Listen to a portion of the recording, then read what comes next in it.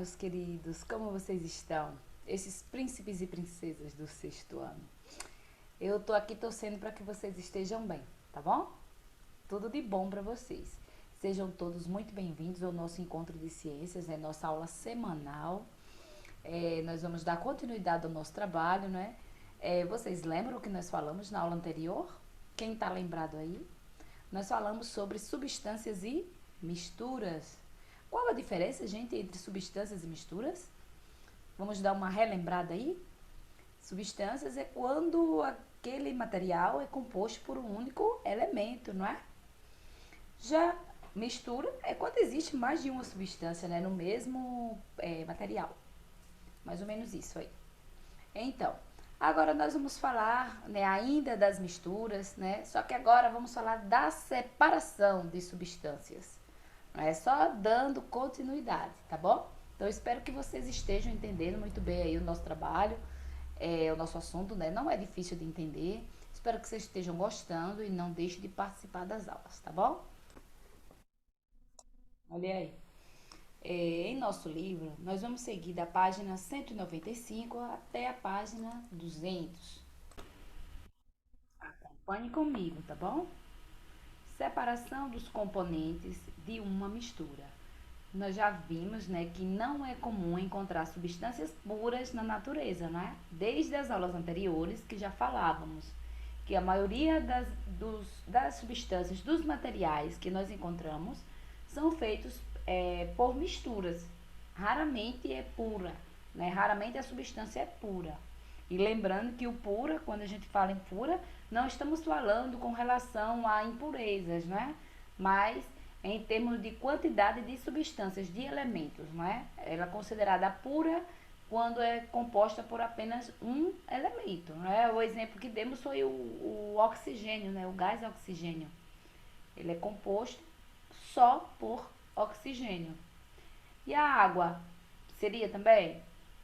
Infelizmente não, né? A água é pura, ela se refere a pura quando a gente pensa em qualidade da água, é boa para consumir, não é? Mas em ciências, nós já vimos que o puro é quando é formado por um único elemento. No caso da água, ela tem oxigênio e hidrogênio, então não é pura, certo? A gente vai encontrar sais minerais na água, né? A gente não vai encontrar uma única substância. Então, geralmente, encontramos misturas de muitas substâncias diferentes. E em algumas situações, queremos separar seus componentes. Então, vamos lá. Vocês vão ver que no nosso dia a dia, nós fazemos muitas separações de misturas.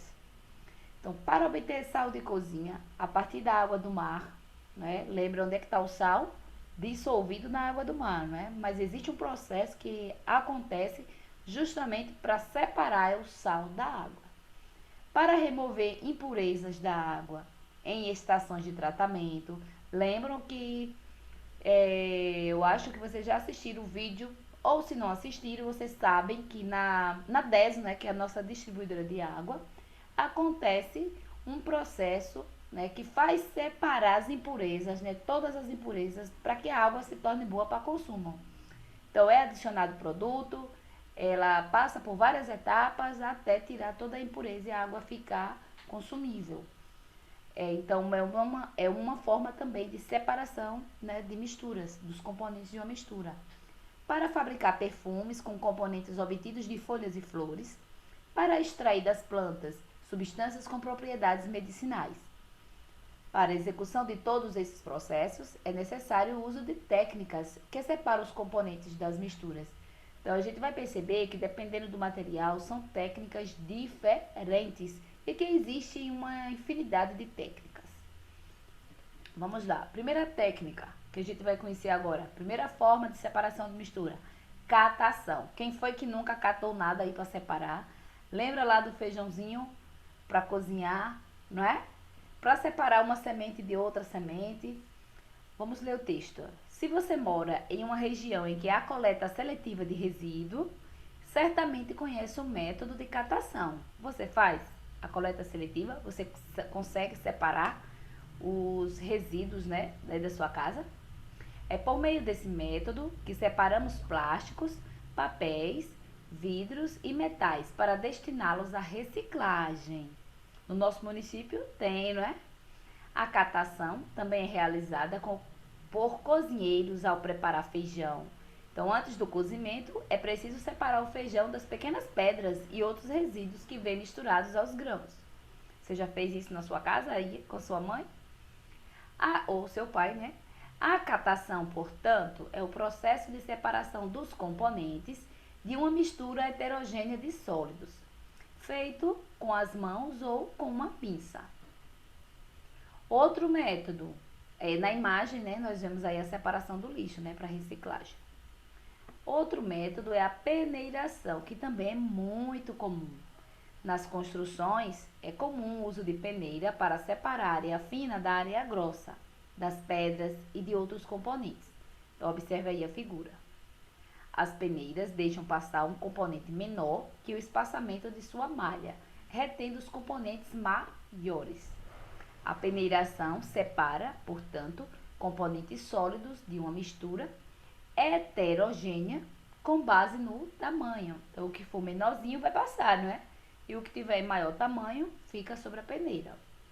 O garimpeiro que procura diamantes costuma usar uma peneira para separar o barro das pedras.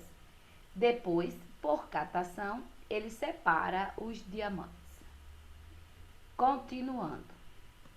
Levigação. Olha que nome, gente. Que nome estranho. Levigação. Você já ouviu falar? Sabe o que é levigação? Vamos lá. A levigação consiste em usar uma corrente de água para separar corpos mais densos de corpos menos densos, em uma mistura heterogênea de sólidos. Lembram que nós vimos tipos de misturas, né? Homogênea e heterogênea. Lembram da diferença? Homogênea, a gente não consegue ver, não é, com definição as substâncias dessa mistura. Enquanto a heterogênea, a gente consegue enxergar, não é? Certo? Ó, a gente vê a mistura, mas a gente percebe, ó, ali tem isso, tem aquilo outro. Na homogênea, a gente não consegue definir, certo? Os corpos menos densos são arrastados mais facilmente pela água. Nos garimpos, uma corrente de água passa por uma espécie de rampa ou por uma bateia, arrastando as partículas menos densas de areia e deixando no fundo o ouro que é mais denso. Falamos de levigação. Agora vamos falar da ventilação, que é também um método de separação de misturas, de substâncias. Se você esfregar entre as mãos alguns grãos de amendoim com pele, né, os que ainda estão cobertos com a película escura, você verá que boa parte da pele se solta. Depois, assoprando, é possível separar essa pele dos grãos. Você já fez essa experiência? A mistura de café e folhas da planta do café pode, por exemplo, ser separada, lançando-a para cima e deixando que a corrente de ar arraste as folhas. Olha aí na imagem. Quando o ar é usado no processo de separação de misturas heterogêneas de sólidos, classificamos esse processo como ventilação, ou seja, quando tem o uso do ar. Outra forma, separação magnética. Você já manipulou um ímã? Quem foi que nunca brincou, né, com um ímã? Que a gente chamava, antigamente, a gente chamava de azogue, né? Mas hoje em dia a gente se fala mais assim, fala mais o ímã, usa mais esse termo, né? Ímã. Você deve ter percebido que ele gruda em algumas coisas e em outras não. O ferro, por exemplo, é atraído por ímãs, enquanto o cobre, usado para fazer fios e canos, não. A separação magnética é usada em misturas heterogêneas, nas quais um dos componentes é atraído por um ímã. Olha que ímã aí, gente, que ímã gigante. Ele está sendo utilizado na reciclagem, né? Não é nem aqui no Brasil essa imagem, no Canadá. Continuando. Outra forma de separação de misturas. Agora a gente fala em dissolução fracionada. Imagine como seria separar açúcar de areia pelo método da catação. Você acha que é possível? Já imaginou? Como era que conseguiríamos, gente, separar açúcar e areia catando? Não tinha pinça mágica que servisse, né? Seria um trabalho quase impossível. mas sabemos que o açúcar se dissolve na água, enquanto a areia não. Quando um dos componentes de uma mistura heterogênea é solúvel em água e outros não, é possível usar a dissolução fracionada. No caso, podemos adicionar água à mistura de açúcar e areia em quantidade suficiente para dissolver todo o açúcar. Então, você coloca no recipiente, né? A areia e o açúcar. Tá lá tudo misturadinho, você não vai conseguir separar. Coloque água. Aí o que é que vai acontecer? Em seguida, basta despejar com cuidado a água com açúcar em outro frasco. Veja, você coloca a água, o açúcar vai ser dissolvido na água, não é? E aí então conseguirá separar, olha aqui, a água com açúcar da areia. Daí então, né, despeja com cuidado a água com açúcar em outro frasco. A areia fica no fundo, né? É a decantação. Restará então um recipiente com areia e outro com uma mistura homogênea de água com açúcar. Lembre que é homogênea, você não consegue definir os componentes, não é? Cujos componentes podem ser separados por outros processos, como a destilação ou a evaporação, que veremos adiante, certo? Então, a água está misturada com o açúcar. E aí, será que a gente consegue separar? Então, já vimos que sim, não é? Mas vamos seguir. Outro processo apresentado é a filtração.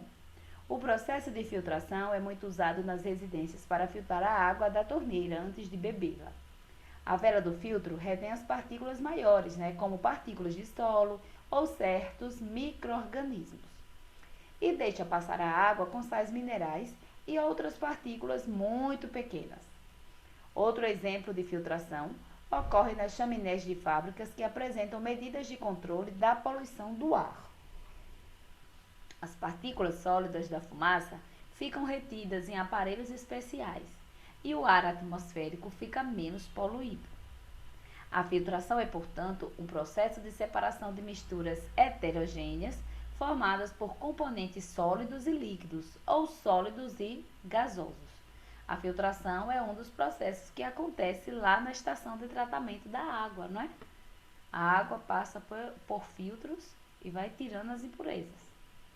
Olha aí a filtragem da água em estação de tratamento de esgoto, gente. Olha a imagem.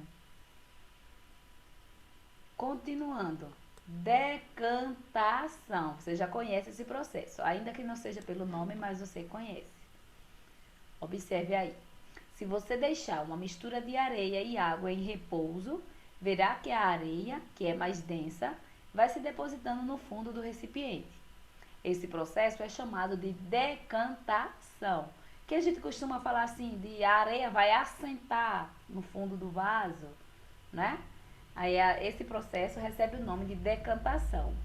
Após a decantação, pode-se usar um sifão, que é um tubo cheio de água que transfere o líquido de um recipiente em um nível mais alto para outro, em um nível inferior.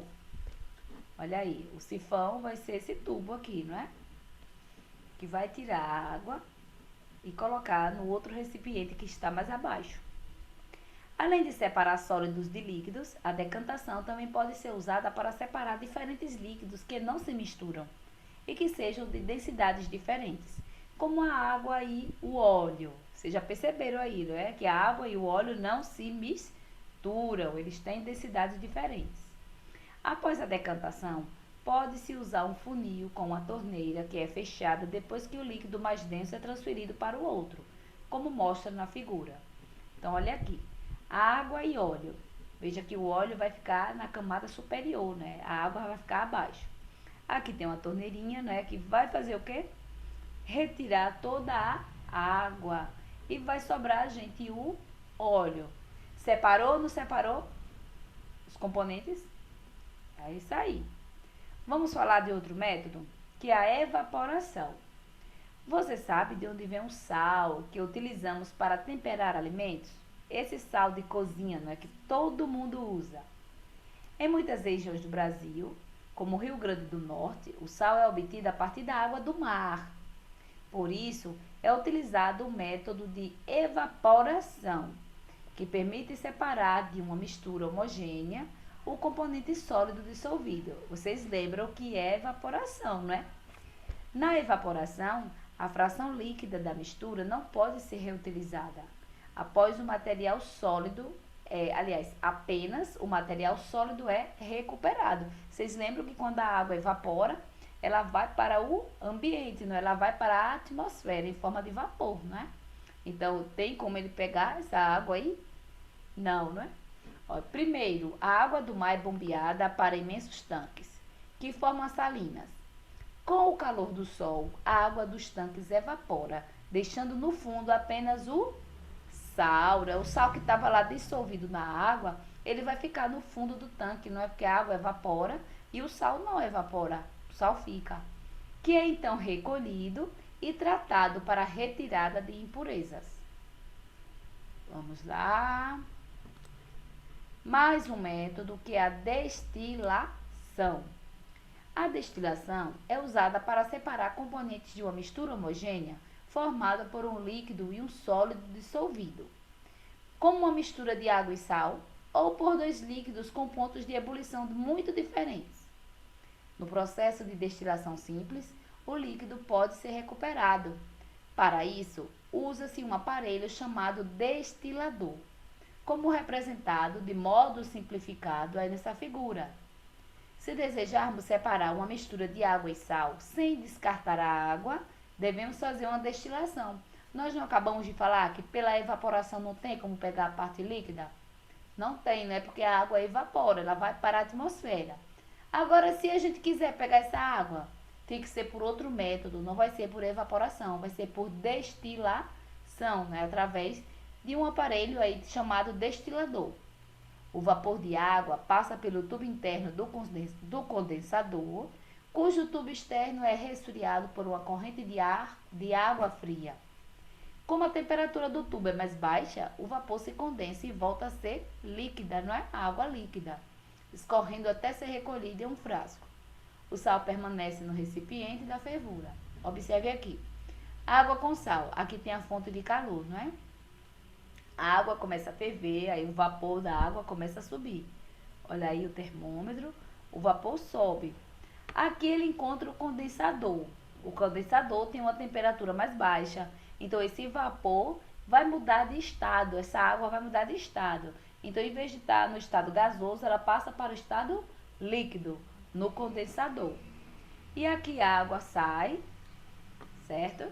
Olha aqui. Tubo interno do condensador, olha aqui, entrada de água para resfriamento. Lembram lá que a água resfria? A corrente de água fria? Então, ela vai se resfriar, então ela sai do estado gasoso e passa para o líquido e cai aqui, não é? Nesse novo recipiente. É uma forma simplificada, não é? De um destilador, certo? Deu para entender, não é? Vamos lá. Destilação fracionada do petróleo. Olha aí. Já ouviu falar? Como é que faz para tirar tantos derivados do petróleo? Vocês lembram, né? Os combustíveis que vêm do petróleo, mas eles são diferentes, né? Não são todos iguais. E como é que faz para tirar todos esses produtos, né? Esses derivados do petróleo?